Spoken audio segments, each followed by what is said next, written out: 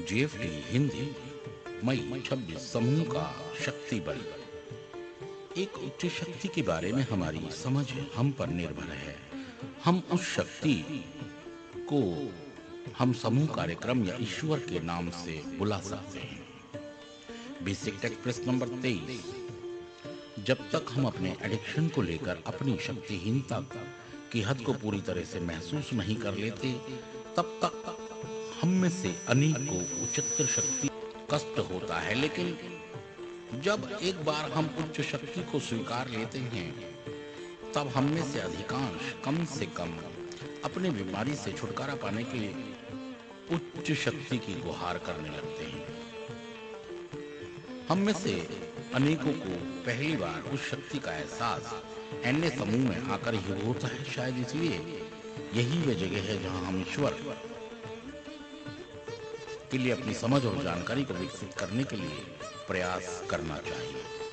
NA समूह इस शक्ति का एक प्रमाण तब मिलता है जब हम देखते हैं कि बदले हुए कुछ भी पुरस्कार पाने की चाहत में के बिना एनए के सदस्य आपस में बिना किसी शर्त प्रेम और सौहार्द बांटते हैं। एक दूसरे को अपना सामूहिक अनुभव हमारी ताकत से कहीं बड़ा होता है, क्योंकि समूह ने उस सक्रिय ज्ञान को पा लिया है कौन सा कार्य अनुकूल होगा और कौन सा नहीं।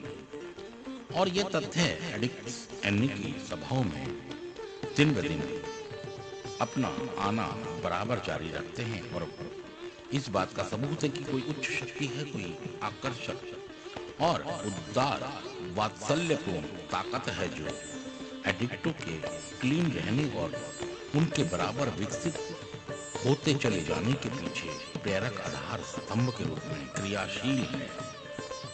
यह तमाम बातें उस शक्ति का प्रमाण है जिसे एनए समूह के कार्यक्रम में पाया जा सकता है। दिमाग से देखें परखें तो हम में से हर कोई उस शक्ति के अन्याय के चिन्हों संकेतों को पहचान लेगा।